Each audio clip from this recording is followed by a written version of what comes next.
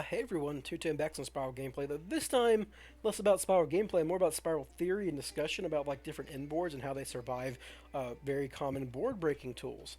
So I'm just going to let this combo go. I'm not going to do anything you haven't seen before in my previous videos. I'm going to get to the same end board that I always do off any sufficient combo hand. And my opponent doesn't have any hand drafts to stop me, but that's because my opponent is playing a Numeron deck. Numeron decks are, they made me go first, so I figured they were some kind of OTK deck. And once I use my drone, I realized, I actually don't realize they're Numeron at that point. The top cards were like Maxi, Infinite Impermanence, and Raigeki, which could be any deck at that point, right? So the important thing is, like, I'm just going to make the same board I always make, which is good against so many different decks. But my opponent's going to play Forbidden Droplets. Forbidden Droplets is maybe the most common and most powerful board-breaking tool in Master Duel. And obviously Numeron Network plays it, but lots of decks play it. I mean, heck, Spyral plays it. I play it in this list. I play it in pretty much every pure list. You know, it's a card you should expect to see in any kind of creature combo deck that happens to have to go second sometimes. Alright, so how does your board survive Forbidden Droplets? Well, this board I like particularly because you diversify your threats into multiple sources. I'm going to end on Appaloosa, IP Masquerena, Christian Hakafyrex, Borreload, Savage Dragon, and Sleeper. That's 5 creatures that they'd have to Forbidden Droplets with a 6-card hand, which you can sometimes do by like chaining it to a spell card to send the spell card to still have 1 card in hand or something. But I still end up with one more interaction in my deck, which is a rescue mission for Super Agent, which is really good against Numeron, because if you pop their field spell, their Numerons don't have effects, right? It's very, they don't have the attack gaining effect.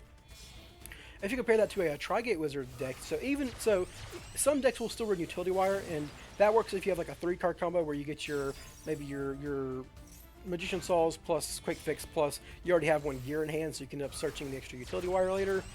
That board still loses to Forbidden Droplets, because what they do is they Forbidden Droplets for 4, get your Appaloosa, get your Trigate, get your Sleeper, and then they can actually just target your Helix, because they know you searched out the Utility Wire and set it.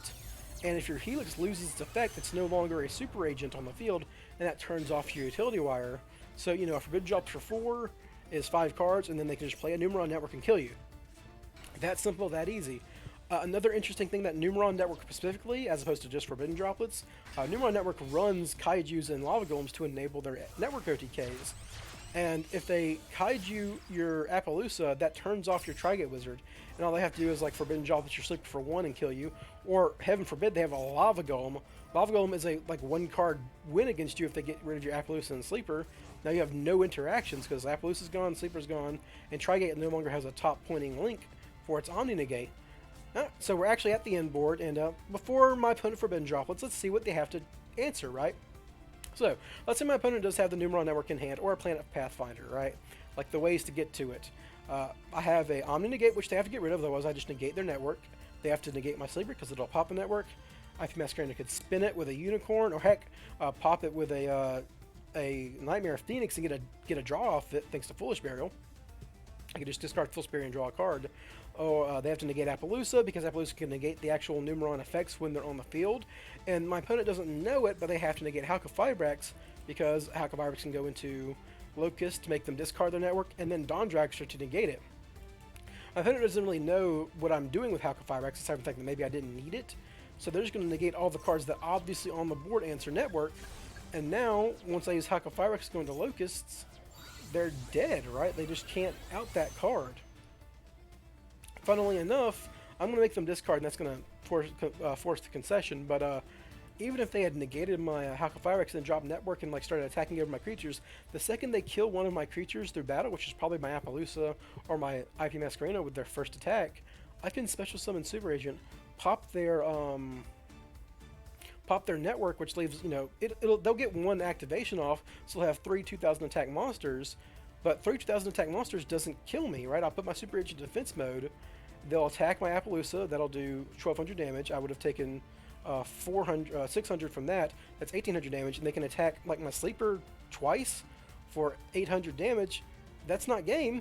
I'm still alive, and they're dead, right? Their Numeron network's popped. All their Numerons are gone. They'll like use maybe they'll make the other guy the I forget his name, but like the one they can summon off the number 1 and then burn you next turn. But I just OTK them next turn, so they're dead.